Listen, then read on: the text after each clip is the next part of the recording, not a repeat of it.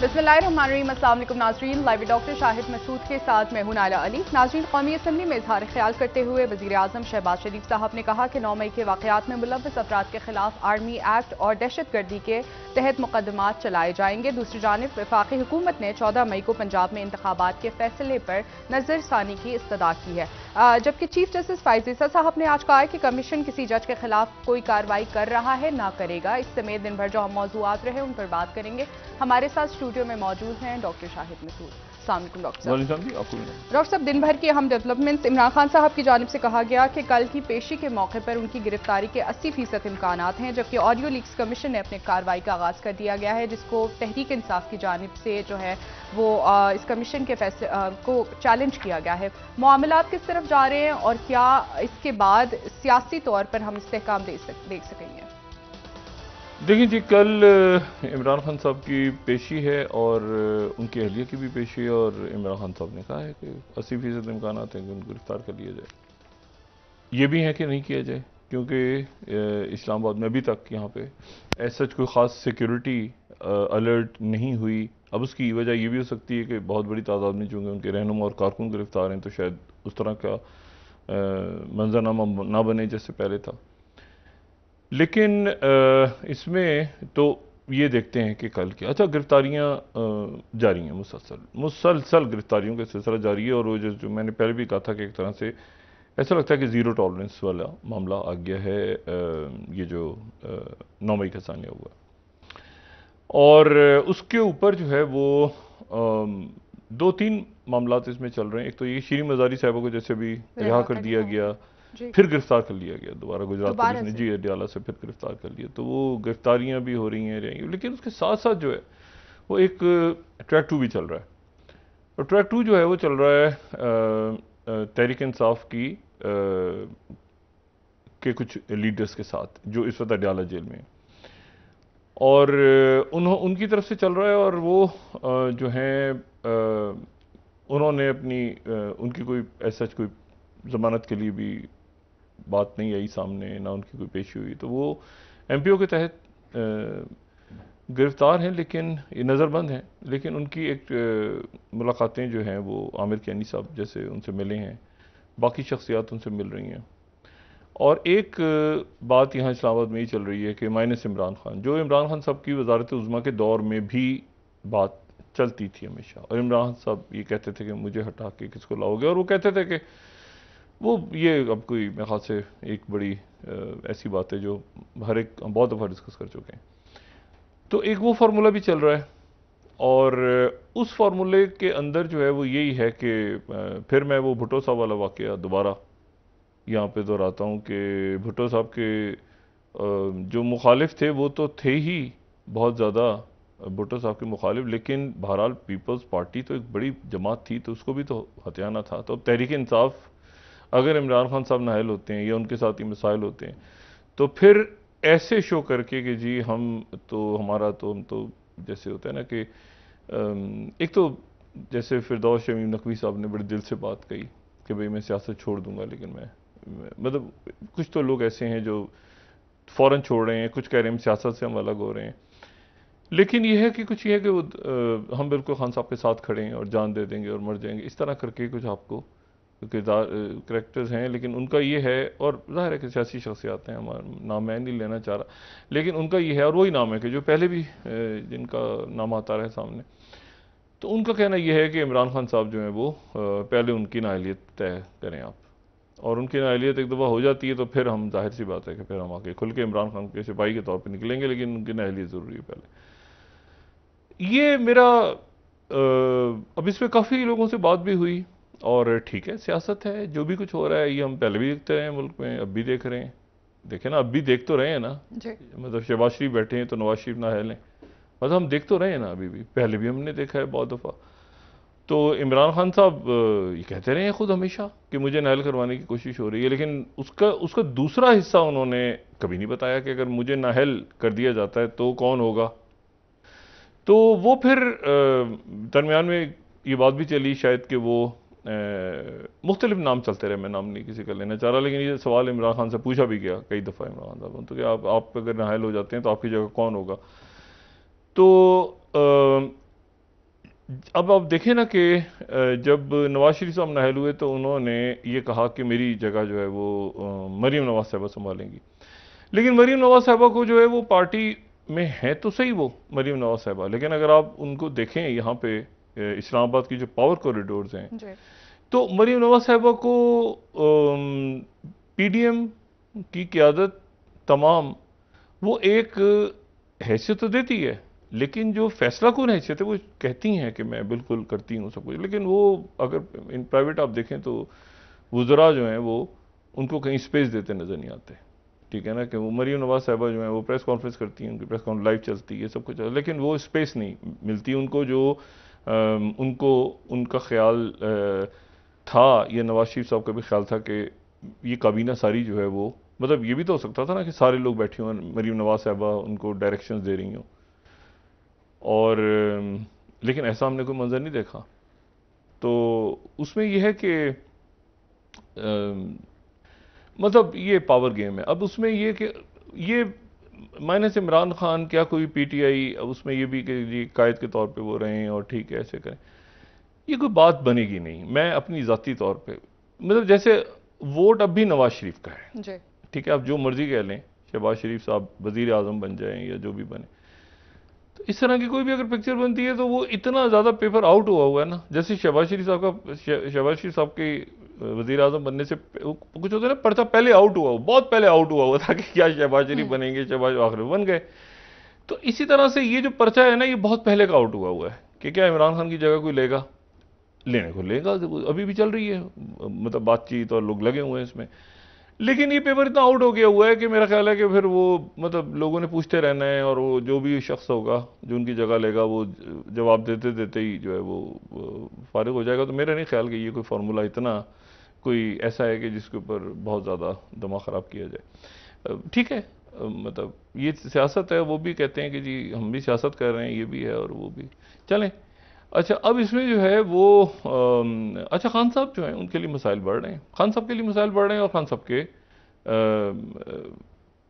कारकुनों के लिए बढ़ रहे हैं, और इनके काफ़ी बड़ी तादाद में रहनुमा जो हैं वो गिरफ्तार हो रहे हैं।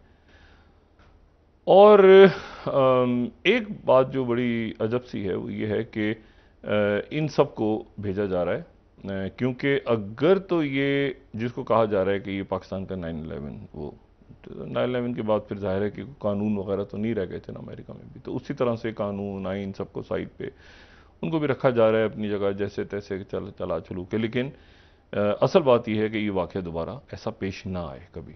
और एक दुख है, मजम्मत तो नहीं, एक दुख है, उदासी सी है कि यार ये क्या क्या हुआ है। ठीक है, लोग सहमे भी हुए हैं, परेशान भी हैं, लोगों की अच्छे परेशानियां लोगों की पहले बहुत थी इससे ना, बजट नहीं बन रहा, आईएमएफ से बात नहीं हो पा रही, महंगाई कहाँ पहुंची हुई है, लोगों के अपने ज़िंदगी के दुख बहुत थे।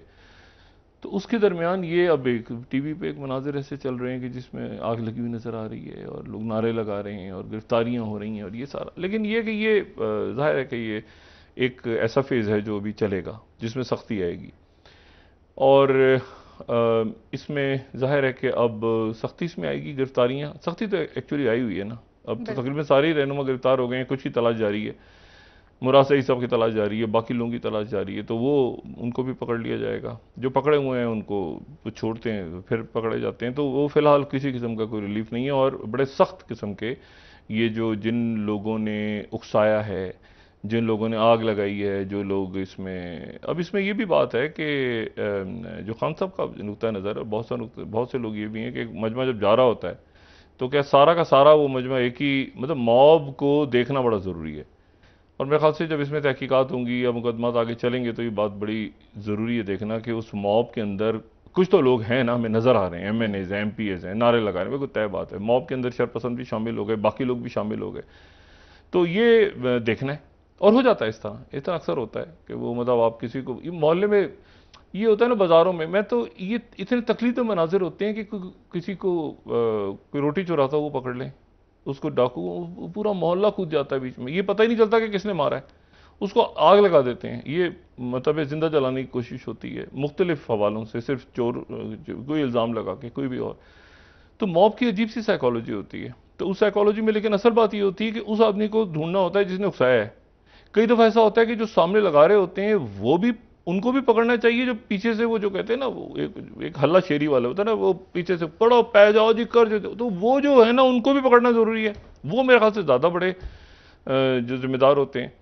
तो ये, और इसमें कोई बेगुनाह बीच में फंस जाएंगे जो तमाशा देखने के लिए खड़े हुए हैं। मैंने तो ये वाकया एक सबसे पहले यानी पाकिस्तान में आने के बाद जब मैं यहाँ पर आया हूँ, ज़ाहिर शुरू के काफ़ी साल तो मीडिया में रहने के बाद बाहर, लेकिन यहाँ जब मैं आया हूँ तो यहाँ आने के बाद जो पहला मैंने इस किस्म का एक बदकिस्मत वाकया खुद रिपोर्ट, और मुझे समझ ही असल में नहीं आ रहा था, तो मैं गया वहाँ जाके, फिर उस वक्त पाकिस्तान पीपल्स पार्टी की हुकूमत ही 2011-10 या 11 की बात है शायद ये, तो सियालकोट में वाकया पेश आया था दो भाइयों का। तो उनको मॉब ने, मैं तो अब क्या उसको, मेरी समझ से वो बाहर था वाकया कि वो उनको पकड़ लिया और उसके बाद उनको मारना शुरू किया। पुलिस वाले और लोग खड़े हुए वीडियो बना रहे हैं, उनकी खाल उतार दी, उनको इतना इस कदर ज़दोकोप किया, और फिर उसके बाद उनको, शायद लोगों को याद हो, उनकी जो बेहरुमती करके उनकी लाशों को लटका दिया गया, और सारे लोग खड़े हुए तमाशा देख रहे हैं, ठीक है, वहाँ पे, और तस्वीरें बना रहा हूँ मैं। जब मैं सारी ज़िंदगी बाज़ वाक़यात ज़हन में रहते हैं, जब मैं अगले दिन वहाँ पहुँचा तो वहाँ पर एक तो फिरदौस से आशिक अवान साहिबा उस वक्त जीती हुई थी, वहाँ से ख्वाजा आसिफ साहब का इलाका नहीं था ये, फिरदौस आशिक अवान साहिबा का इलाका था, सियालकोट का। तो मैं वहाँ पे गया तो ताज़ियत, ज़ाहिर है लोग आ रहे हैं जा रहे हैं, तो मुझे 10-11 साल का बच्चा मिला बाहर।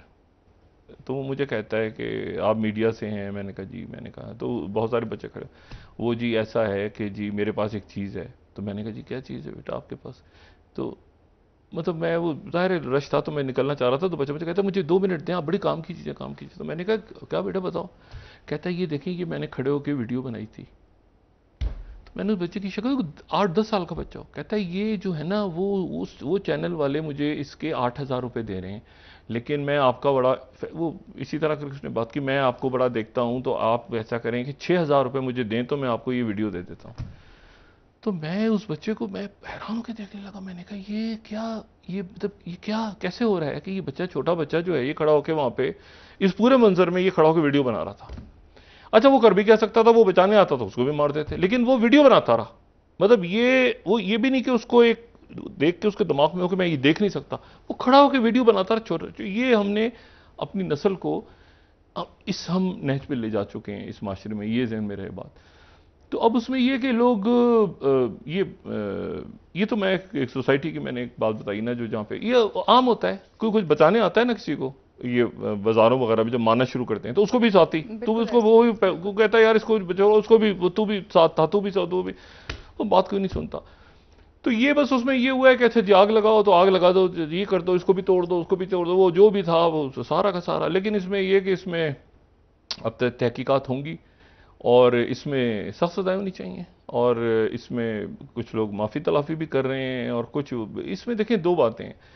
एक तो बस ये हमेशा जो दुनिया की सियासत है ना, दुनिया की सियासत का एक टिपिकल आपको यहाँ पे इसमें रंग नज़र आ रहा है, और वो रंग ये नज़र आ रहा है कि सबसे ज़्यादा जो इसमें फंसे हुए हैं ना लोग इस वक्त, वो फंसे हुए हैं जो बिल्कुल आप समझें कि एक लोअर मिडिल क्लास, या उनका कोई वाली वारिस नहीं है, ठीक है, और वो हज़ारों की तादाद में। मतलब अगर नाम आ रहा है 20,000 का या 5,000 का या 10,000 का, तो सवाल ये है कि हमारी ज़हन में तो रहनुमा आ रहे हैं ना, सारे रहनुमा हैं, या कुछ और हम कह रहे हैं कि जी ये ख़वातीन हैं, या ये मीडिया के लोग हैं, नाम आ रहे हैं कुछ, ठीक है।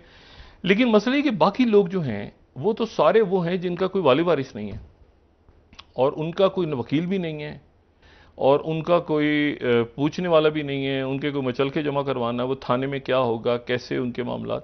तो मेरा ख्याल है कि इस वक्त रियासत को ये 2-3 टीयर्स में इस मामले को देखना चाहिए। एक तो ये है कि इनको भड़काने वाले कौन थे, दूसरा ये है कि वो प्रॉपर लोग कौन थे जो मतलब जो कर रहे थे काम, मतलब उनको, और बाकी जो ऐसे लोग पड़े हुए हैं ना, मतलब है कि वो ऐसे ही मतलब आ गए सामने और वो पकड़े गए ज़ाहिर है वहाँ से, और उनका कोई, तो उनके ऊपर जो है मेरे ख्याल से, और मैं उम्मीद भी करता हूँ और जाहिर है कि ऐसा होगा भी, कि उनको किसी और, उनका कोई वाली वारिस ही नहीं है, मतलब वो पड़े हुए हैं। बेशुमार लोग ऐसे हैं जिनको जो मतलब इस वक्त तो मतलब कोई लिस्ट होती है ना कारकुनों की, एक ऐसे मरहले पे देखें ये मैंने आज बात की है इनके लॉयर्स से, 2-3 लॉयर्स से, मैंने कहा इंसाफ लॉयर्स फोरम को इस वक्त एक्टिव होना चाहिए प्रॉपर, और ये हमेशा होता था। पीपल्स लॉयर्स फोरम पार्टी का हमेशा क्राइसिस में एक्टिव होता है। अब ये थोड़ी हुकूमत आ गई तो एक्टिव हो गए।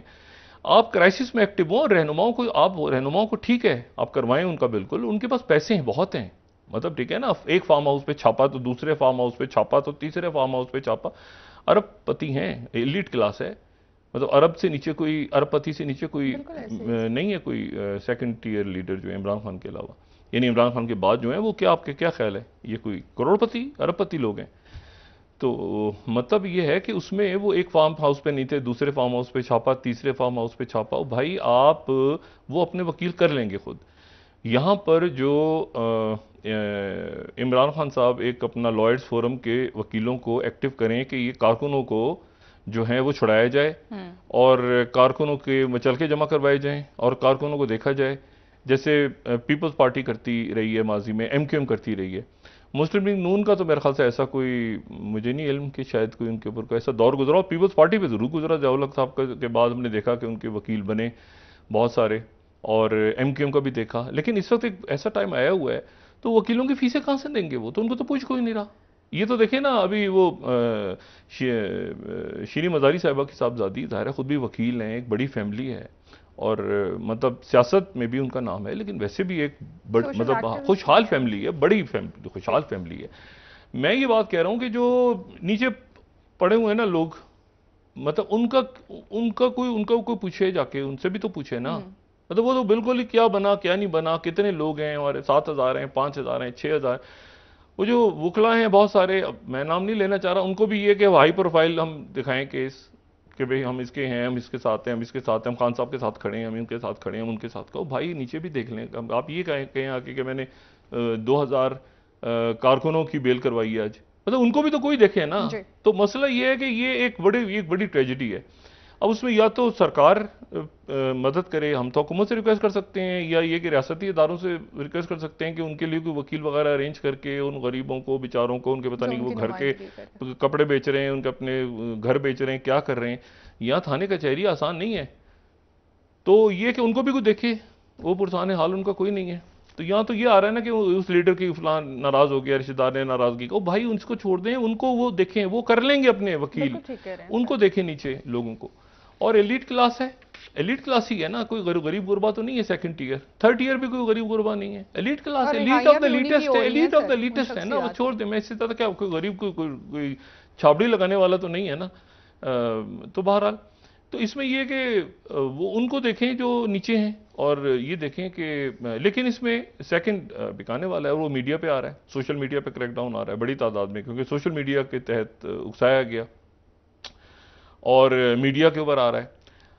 एक हैरानकुन बात यह कि वकला पे भी आ रहा है। अच्छा, हाँ, ये मैंने अजीब बात आज मुझे पता चली कि वकला भी जो है, वो ये जो एक नेक्सस है ना, पुलिस, वकला, जज, अदालतें, ये नेक्सस, पूरा नेक्सस के नेक्सस जो है ना, ये सब के ऊपर एक फेरा आ रहा है। मैंने कहा ये वैसे हमने तो सुना था, वाकई नेक्सस तो है, नेक्सस तो होते हैं। इधर ना वकील साहब, फलाने वकील साहब का फलाना जज है, उन्हीं के चैम्बर में काम करता था, फिर वो जज बन गया, फिर वो वकील साहब उन्हीं के सामने पेश होते हैं, कहते हैं ये तो मेरे चैम्बर में काम करता था, वो वकील साहब फैसले करें, ये तो है ना इस सोसाइटी। तो ये एक दफ़ा मतलब ये मेरे लिए बड़ी इंटरेस्टिंग। के साथ ही ये जो बात आपने ऑडियो लीक्स वाली की ना, ये तकसीम बड़ी बदकिस्मत है, बड़ी बदकिस्मती की है ये तकसीम जो है, ये ऑडियो लीक्स का कमीशन बना। लेकिन इसमें एक तो ये कि तकसीम, इत्तेजाज एहसन साहब ने उस दिन, मैं आप यकीन करें सुनता था कि तकसीम है, लेकिन इतना नहीं पता था कि हाथ नहीं है, हैंडशेक नहीं है, हाथ नहीं मिलाते। लेकिन अब वो जो तकसीम है ना, वो बदकिस्मती और बदकिस्मती वो सुप्रीम कोर्ट से, अब वो तकसीम हमें हाई कोर्ट्स में नजर आ रही है, हाई कोर्ट के जज साहबान तक फैल गई वो तकसीम। तो ये कुछ अच्छा नहीं है। अब मैं यहाँ पर ये कहे बगैर कि कौन किधर है कौन, लेकिन एक अच्छा तासुर, कितना अजीब सी बात है कि ये अब सुप्रीम कोर्ट से हाई कोर्ट तक आ गई है, हाई कोर्ट्स के लेवल तक आ गई है, और वो अब डिस्कस होना शुरू हो गया है। और उसमें अब जाहिर है कि उसमें वकला भी डिस्कस होना शुरू हो गए हैं, उसमें बार, अच्छा ये आदमी, ऐसे आदमी, तो इतनी पोलराइजेशन है कि उस पोलराइजेशन में और तकसीम, अब इसमें पता नहीं, मुझे नहीं पता कि कौन से मुकदमा जो हैं वो अदालतों में, उन अदालतों में जाएंगे जहाँ पे ये समरी जो ट्रायल, नहीं अदालतें तो नहीं, लेकिन वही जो पुराने कवानीन है 1992 का या 1992 का, ऐसे इकबाल साहब कह रहे हैं, या 52 का है, तो कौन सी जो है वो कौन से केसेस वहाँ जाएंगे, और लेकिन जा रहे हैं केसेस, और उसमें सिविलियंस के भी जा रहे हैं और नॉन सिविलियंस के भी जा रहे हैं। और ये आर्मी एक्ट के तहत डॉक्टर? ये आर्मी एक्ट के तहत, आर्मी एक्ट और ऑफिशियल सीक्रेट एक्ट जा रहे हैं। और उसमें ये भी मैं यहाँ बात नहीं करना चाह रहा, लेकिन उसमें यहाँ तक डिस्कस हो रहा है कि जी किसका कौन सा, अच्छा वो जल्द होंगे, यानी एक हफ्ते के अंदर अंदर। तो मतलब वो जब पता चलेगा किसी बंदे को कि उसका केस असल में उस ट्रायल में जा रहा है, समरी मिलिट्री में, तो वहाँ कंप्लीट तैयारी होगी, लेकिन उसके वकील को नहीं पता होगा, वो उसका मतलब वो एक हफ्ते के अंदर अंदर कंप्लीट करना होगा। अच्छा। वो केस का फैसला जो है वो हफ्ते में सुनाया जाएगा, और उसमें कैपिटल पनिशमेंट तक, यानी 2 साल से लेके और कैपिटल पनिशमेंट यानी उम्र कैदिया जो भी, और वो तेजी के साथ होंगे। और वो उन लोगों को खास तौर पे जिन्होंने रियासती अदारों को नुकसान पहुंचाया या उकसाया या किसी तरह से भी मुलविस पाए गए, ये तमाम लोग जो हैं ये उसमें जो हैं डाले जा रहे हैं बड़ी तादाद में। तो एक तो ये बात ये हो गई कि ये गिरफ्तारियां और सख्त और मजीद गिरफ्तारियां। अच्छा, इन्हीं इस पूरे चक्कर में ही वो भी लगा हुआ है ना कि इसमें मतलब वो भी फैक्टर एक है। मेरा ख्याल है कि उसकी शायद चूंकि बहुत ज़्यादा ज़रूरत नहीं है कि कोई ऐसा फैक्टर बने, तो शायद वो फार्मूला, लेकिन काम हो रहा है, काम उस पर हो रहा है बाकायदा कि शायद वो भी एक हो तो वो बन जाए, और फिर उनके साथ वो कोई और शख्सियात शामिल हो जाएं। और मैं यहाँ नाम किसी का नहीं ले रहा, लेकिन ये है कि हर एक को पता है कि वो मतलब कोई इमरान खान साहब को पहले छोड़ गए थे, तो वो शामिल हो जाएं इस ग्रुप में, तो ये ग्रुप ऐसे बन जाए, तो ऐसे बन जाए, तो ये बन जाए, तो वो। लेकिन मेरा ख्याल है मुल्क जो है ना, इलेक्टेबल्स का तो मुतामिल अब हो ही नहीं सकता। ये जो कुछ हुआ है ना, इसके बाद तो इलेक्टेबल्स तो वैसे ही, ये जो खास तौर पे इधर से उचक के उधर चले गए, उधर से उधर चले गए, अब उधर, अब मतलब है कि ये तो ख़त्म ही हो गया किस्सा, ठीक है ना। और ना अब इसके हम मुतामिल हो सकते हैं मजीद के, अभी ये दोबारा से इलेक्टेबल इधर से उधर जाएं, उधर से उधर जाएं, उधर से उधर जाएं बहुत बड़ी तादाद में। पीपल्स पार्टी तो ले नहीं रही, मेरे ख्याल से नून भी नहीं लेगी, मतलब कौन ले, मतलब ये अब अपनी पार्टी बनाएंगे जाहिर है, मगर उस पार्टी की क्या हैसियत होगी कि जिसका नाम आपने इमरान खान रखा हुआ है, और उसके अंदर आप जो है हर एक को बताए कि आप कैसे निकलें। तो मतलब ये एक अजीब सा एक फार्मूला है जो मेरा ख्याल है पिट जाएगा। और लेकिन ये मैं आपको बताऊं कि जीरो टॉलरेंस पे जा रही है रियासत, और इसके ऊपर जीरो टॉलरेंस पर जो लोग मुलविस हैं उन्हें जाना चाहिए, उनके खिलाफ कार्रवाई, मतलब बेगुनाह ना फंसे, बेगुनाहों को हटा के साइडों पे। और यानी आप ये देखें ना कि इसमें यानी वो ना फंस जाए ना बीच में कि ऐसे ही लोग उठा लिए, ऐसे ही बीच में आ गए, वो ना करें। और पुलिस जो है इस मरले पे वो भी अपनी जिम्मेदारी दिखाए कि अगर उसके पास अथॉरिटी है तो ये जो बना, हाँ ये मोहसिन नकवी साहब की तरफ से बात आई है कि जी खवातीन पुलिस की वही देखेंगी और वही सारा करेंगी मामला, लेकिन ये कोई तासुर अच्छा नहीं किया कि दरवाजे फलां के। शौक नो वाला मेरे ख्याल से फेज चल रहा है, इतना ज्यादा ग्राउंड पे हो नहीं रहा। वैसे मैं बताऊं वो शौक नो नहीं था, आपको पता है शौक नो जब ये इराक पर अटैक होता है, शौक नो धमाके हो रहे हैं, उसमें बहुत ज्यादा लोग नहीं मरे थे, शौक नो था, वो जरा गिर रहे हैं बॉम्बिंग, तो अभी शौक नो शौक नो गिर रहा है। डॉक्टर साहब एक ब्रेक ले लेते हैं, वापस आके बात करेंगे मजीद। तो वो उसमें असल बात ये है कि वो अंदर जो है उनकी बेल्स वगैरह करवाई जाए, तो और ये शौक है नो इतना ना करे पुलिस के लोग, वैसे ही देख के ही जो है ना। ठीक है नाज़रीन, एक ब्रेक ले लेते हैं, हमारे साथ रहिएगा।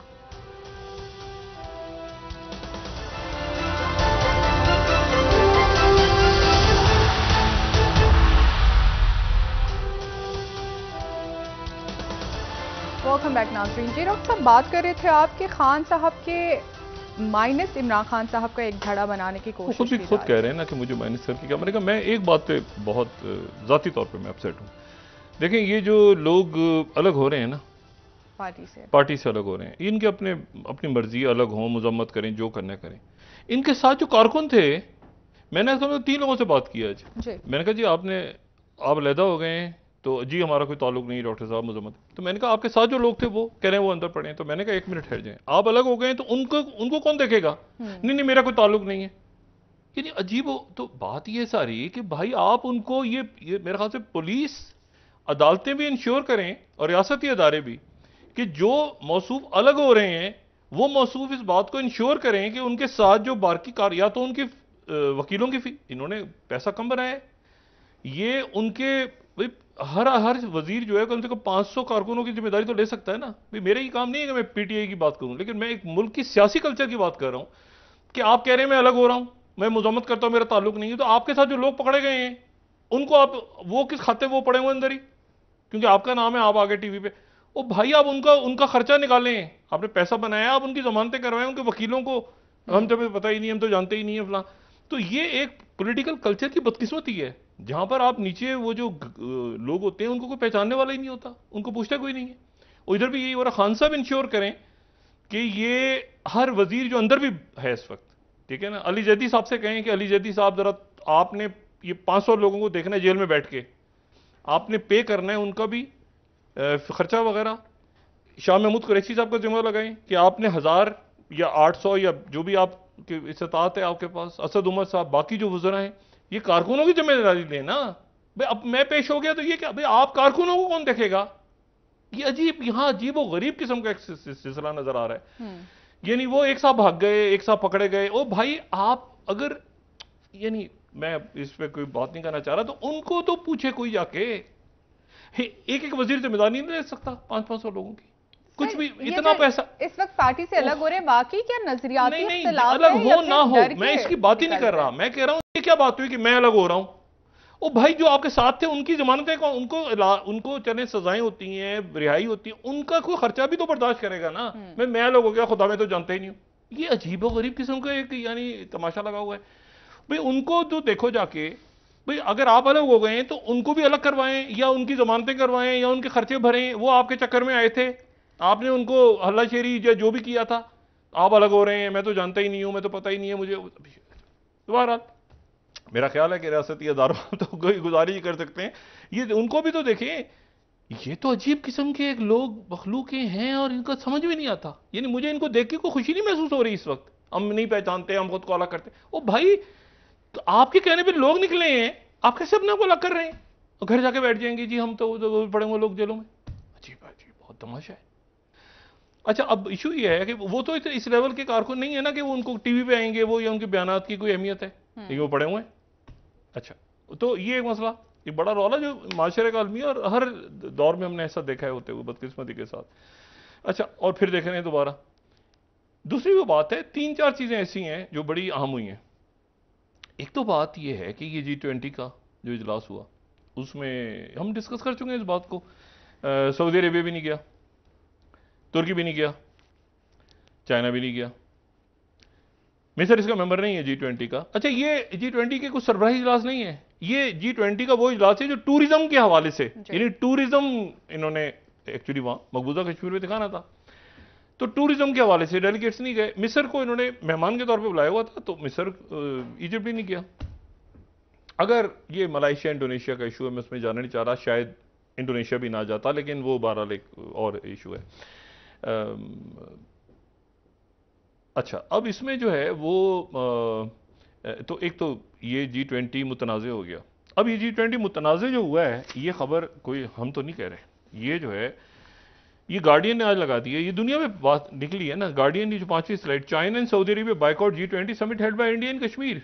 चले जी, अच्छा, तो ये एक बात हो गई। दूसरी जो खबर है वो मेरे लिए ज्यादा, जिन चीजों को फॉलो करता हूं ना मैं, जिन पे अड़ा रहता हूं मैं, नहीं ये 15-20 साल हो गए अड़ा रहता हूं मैं ऐसे, मैं अड़ा हुआ हूं उस चीज पे कि चाइना का और इंडिया का कुछ भी कर लें, इंडिया की जमीन चाइना ने घेरी हुई है और वापस नहीं करेंगे, वो वापस नहीं करेंगे। अच्छा, अब जनाब क्या हुआ है, आज आप तमाशा देखें क्या हुआ है। और ये बात करते हुए इस पे जो है ना, इनके तो जो ज़हीन और अच्छे लोग हैं वो बात कर लेते हैं, लेकिन मैं अब जनाब इसमें हुआ क्या है कि Hindustan Times, second slide, India sees through China's buffer zone trick and rejects illegitimate demand at LAC। और जो वायर है वो ये कह रहा है कि जी चाइना ने कहा है कि 15 से 20 किलोमीटर का buffer zone inside India claim lines, इधर डेस्पैंग, अच्छा डेस्पैंग है, ये वादी डेस्पैंग, वो 16,400 फुट की बुलंदी पे, कई दफा हम इसके मैप भी दिखा चुके हैं इसको। इसमें ये जो है ना, इसकी खूबी ये है डेस्पैंग की कि ये ऊपर है सबसे ज्यादा, एक तरफ इसके सियाचिन है और एक तरफ इसके अक्साई चिन है, और इसके दरमियान से ये दौलत बेग, ओल्डी और सारा ये, अच्छा ये हम जिक्र कर चुके हैं श्योक रिवर और ये सारा, ये मई से पहले क्या हालात थे और उसके बाद क्या बने।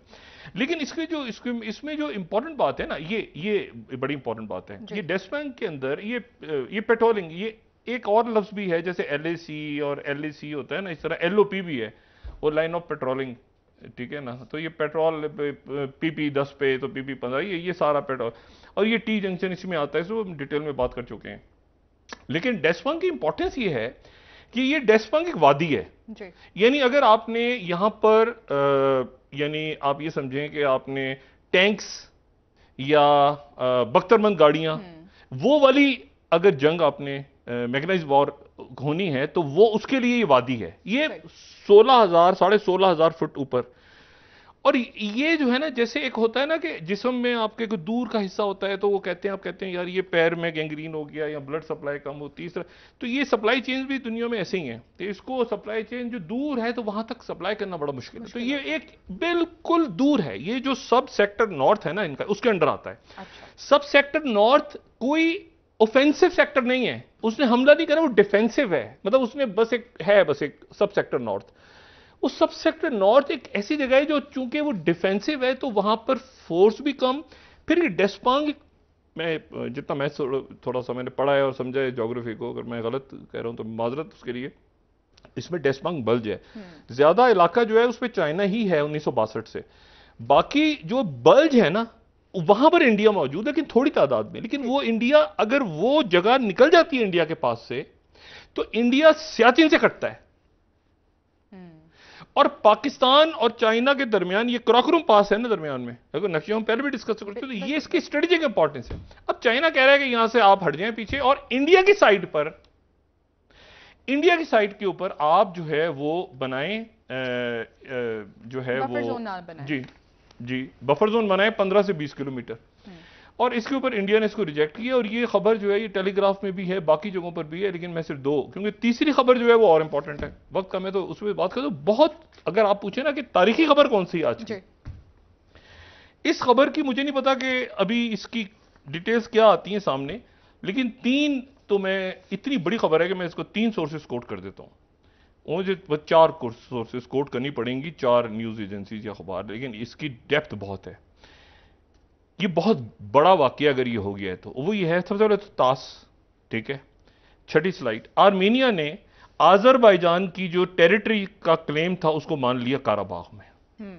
उनके प्राइम मिनिस्टर ये कह रहे हैं, ठीक है, निकोल पाशियान जो है वो ये कह रहे हैं कि हम आजरबाईजान की जो क्लेम है काराबाग पे उसको तस्लीम करते हैं। इसी खबर को फिर डेली सभा टर्की से रिपोर्ट कर रहा है, इसी को राइटर्स रिपोर्ट कर रहा है, 8वीं स्लाइड, 7वीं स्लाइड और 9वीं स्लाइड, अरेबिया, सऊदी अरेबिया से भी सब रिपोर्ट हो रहा है। इसका मतलब ये हुआ कि ये काराबाग दरमियान में, हम अभी तो जंग खत्म हुई है लेकिन जरा रिफ्रेश कर लेते हैं ना, ये आर्मीनिया काराबाग पुराना फड्डा चल रहा है सदियों, उसको छोड़ दें। लेकिन ये दोनों सोवियत यूनियन के अंडर थे, जब सोवियत यूनियन जब टूटा उससे पहले फड्डा शुरू हो गया था, लेकिन वो हुआ ये कि दरमियान में इनक्लेव है। ये आजर यानी आर्मीनिया के लोग हैं ज्यादा वहां पे काराबाग में, वो क्लेम करते हैं। चारों तरफ जो है वो आर्मीनिया है, दरमियान में जो इलाका है वो आजरबाईजान का है, वो इनक्लेव है। ये आम हम जबान में भी इस्तेमाल करते हैं ना, इनक्लेव, वो फलाना इनक्लेव, वो डिफेंस पे इनक्लेव है, वो फलानी जगह पे इनक्लेव है। तो इनक्लेव एक्चुअली वो जगह होती है जो चारों तरफ से एक और जगह वहां पर होती है, ये जी वो जी हाँ जी फलानी हाउसिंग सोसाइटी का उसमें इनक्लेव है, ठीक है ना। तो अच्छा, तो अब ये इनक्लेव यानी चारों तरफ है इसके आर्मीनिया, लेकिन दरमियान में जो काराबाग है वो उसके ऊपर फटा चल रहा है। हजारों लोग मर गए, पहले लड़ाई हुई वो 90s में, उसमें हजारों लोग मर गए, फिर नई मामला हल हुआ, फिर ये पिछले साल हुई जो हमने कवर भी किया इसको सारा, मुझे तो जाने का भी इत्तेफाक हुआ, ठीक है, आजरबाईजान की साइड से भी और थोड़ा सा उस तरफ से भी देखा जाके, और पाकिस्तान जा रहा है कि आजरबाईजान को मानता है। तो आजरबाईजान की एक तारीखी विक्ट्री है कि आर्मीनिया कह रहा है कि हम आजरबाईजान का जो क्लेम है वो मानते हैं काराबाग पे, लेकिन उन्होंने कंडीशन ये रखी है कि यहां पर जो आर्मीनियंस हैं उनको उनके राइट्स दिए जाएं। अच्छा। यानी ये एक बहुत तारीखी वाकया है। इसको रशिया ने ब्रोकर किया है, कुछ मुल्क इससे खुश नहीं होंगे यकीनन, लेकिन इंपॉर्टेंट बात यह है कि वहां आर्मीनियंस का भी कत्लेआम ना शुरू हो जाए। ये जेनोसाइड वेनोसाइड के मामला चलते रहे तारीख में इनके, ये जो नस्ली कबायली लड़ाइयां होती हैं, अल्लाह माफ करे, बहुत ही ब्रूटल, ठीक है ना, मणिपुर में फिर लड़ाई शुरू हो गई है, वहाँ पर फिर हंगामे चल रहे हैं, उस पर बाद में बात करेंगे इंडिया में। लेकिन मैं सिर्फ कह रहा हूँ जो कबायली लड़ाइयाँ होती हैं ना, ये बहुत ही बदतर, इसमें तो ये कबायली एक झगड़ा है बहुत खौफनाक किस्म का, आर्मीनियन और ये नस्ली, इसमें जो बीच में सुलह करवाना बड़ा मुश्किल है। तो ये सुलह अगर रशिया ने करवाई है या यूरोप ने करवाई है या अमेरिका, जिसने भी करवाई है, लेकिन ये जाहिर है कि इसमें मॉस्को में, तो ये एक बहुत बड़ी बात है उनके प्राइम मिनिस्टर का ये बयान आना कि हम टेरिटोरियल क्लेम आज़रबाईजान पे मानते हैं, और टर्की का भी कहना, ठीक, ये बड़ी विक्ट्री है पीस की, ये बहुत बड़ा वाकया है, ठीक है। और अगर हमारी दुआ है कि यहां पर अमन कायम हो, और आज़रबाईजान का क्लेम माना आर्मीनिया ने काराबाग पे, ठीक है, उनके प्राइम मिनिस्टर, ये बहुत बड़ी बात। ये G20 को मुतनाज़ा करने की जरूरत नहीं थी, इन्होंने बगैर वजह के किया, ठीक है। कोई मुसलमान मुल्क इसमें, मैंने आपसे कहा कि इसमें इंडोनेशिया भी नहीं आता, लेकिन एक इंडोनेशिया और मलेशिया के हवाले से पाकिस्तान की और बाकी मुल्कों की कुछ पॉलिसीज हैं जिसकी वजह से वो आ गए, वरना शायद वो ना आते। अच्छा, और वो OIC और ये अरब वर्ल्ड में थोड़ा सा वो मलेशिया और इंडोनेशिया अपने आप को आइसोलेटेड फील करता है बाहर।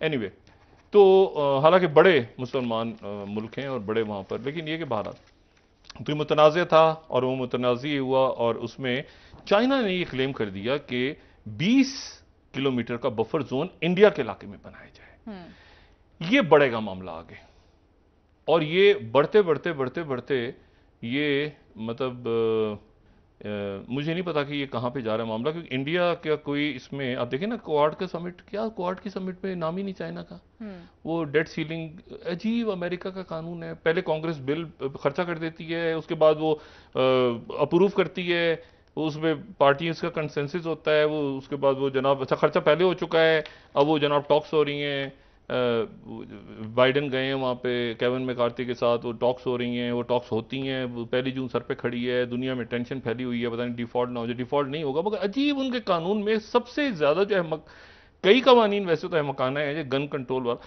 ये डेट सीलिंग तो अजीब और गरीब किस्म का नाम, क्या सर डेट सीलिंग, मतलब सीधा सीधा डिफॉल्ट है भाई, आप अजीब यार, हाँ डेट सीलिंग को ऐसे होगा, पहले खर्चा कर दिया, बाद में नहीं, खर्चा पहले हो गया, बाद में हुकूमत को खर्चा पूरा करने के लिए बिल अप्रूव करवाना है पार्लियामेंट से। बहुत शुक्रिया डॉक्टर साहब, प्रोग्राम का वक्त खत्म हो रहा है नाज़रीन, हमारा वाला ही हाल है, पैसा खर्च हो गया पहले ही, और जनाब बजट बाद में पता देखने की। नाज़रीन, कल इंशाल्लाह दोबारा आपसे मुलाकात होगी, मुझे नाइला अली को इजाजत दीजिए, अल्लाह हाफ़िज़ जी डॉक्टर साहब। अपना दोस्तों रिश्तेदारों को के लूंगा, सब ख्याल रखिएगा।